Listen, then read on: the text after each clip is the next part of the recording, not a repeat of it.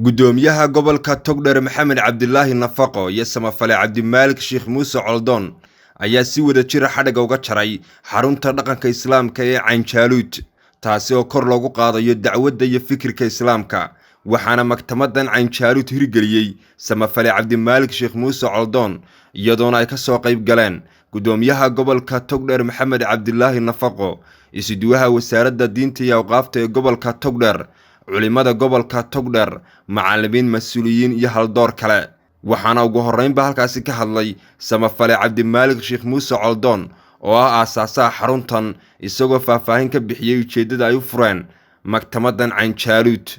magaca xarunta waxa la yiraahdaa Caynjaaluud waxay ka mid tahay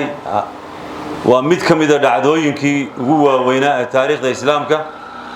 waa iska horimaad ballaaran oo ay iskaga hor yimaadeen muslimiintii waaga iyo xoogagii gaalada ee Tatar waxa lagu waramaa inay taariikhdani dhacday 25kii Ramadaan sida darteed waxaanu idinku yeernay maanta oo aanu munaasabadan ku beegnay isla 25kii Ramadaan waa maxay xarunta Caynjaaluud waa xarun lagu daneeyo dhaqanka islaamka oo ka shaqeysa dhinaca dacwadda iyo fikirka islaamka aragtidiisu waa maxay aragtidiisu waxa weeye helista ummad muslina oo baraarugsan oo u taagan soo celinta qabkii iyo kaalintii ay ku dhaxlahayd ummadaha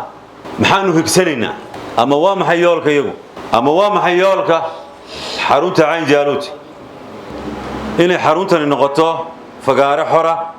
oo laga faafiyo dhambaalka islaamka iyo soo bandhigista aragtiyihiisa sareeya labo iftiiminta iyo cadaynta halisaha fikradaha gurracan ama leexsan fikradahaasi ay ku leedahay ummadda waa طبعا ummadda islaamka iyo sidii looga hortagi lahaa dardargelinta kaalinta faca soo koreeya ay ku leeyihiin dhisidda mustaqbalka ummadda waxa kaloo ka mid ah soo saarista aqoon-yahano xul ah oo awood u leh inay raadiyaan dhibaatooyinka bulshada haysta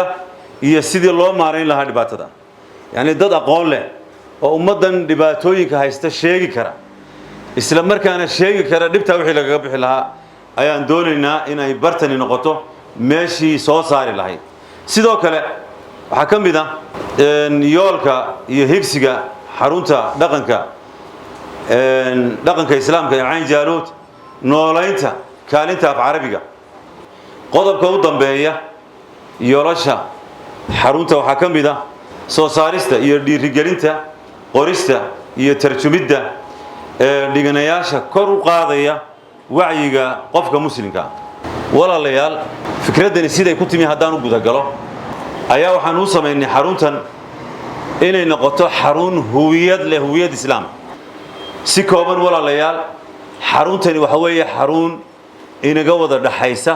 haddaynu nahay bulshada muslimka ee ku nool geyigan dhinaca kale waxaa halkaasi ka hadlay gudoomiyaha gobolka Togdheer isuduwaha wasaaradda diinta iyo awqaafta culimada gobolka Togdheer macallimiin iyo haldoor kale iyagoo ku hambaliyeeyay Cabdimaalik Sheekh Muuse Coldoon hirgelinta xaruntan Caynjaaluud oo bulshadu u baahnayd marka hore waan idin hambalyeynaa jazaakumullahu khayr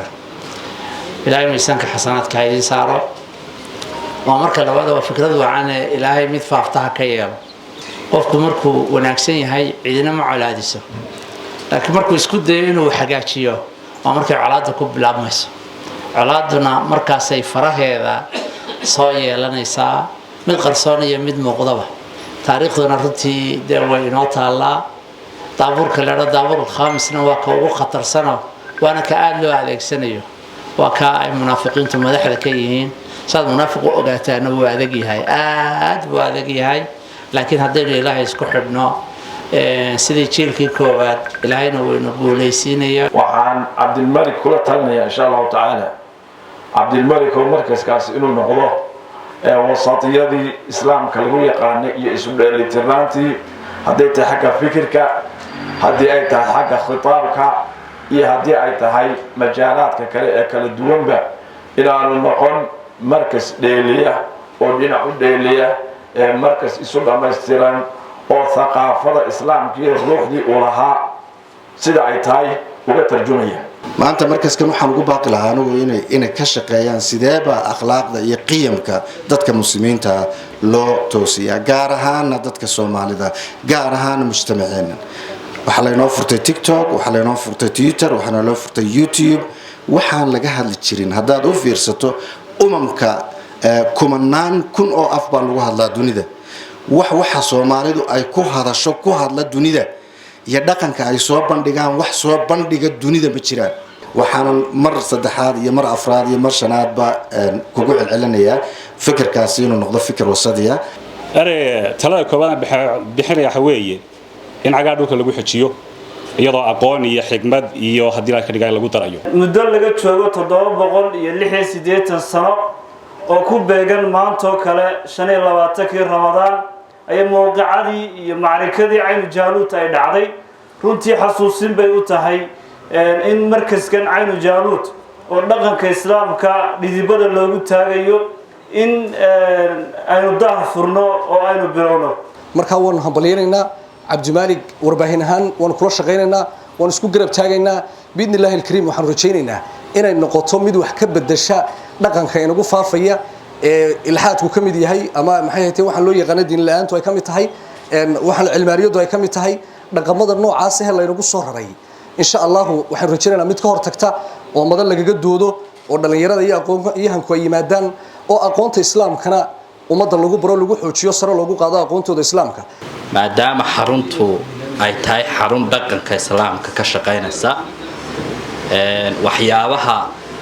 bayska u ah in dhaqanka islaamka la fahmo waxa kamid ah luqadeena hooyo.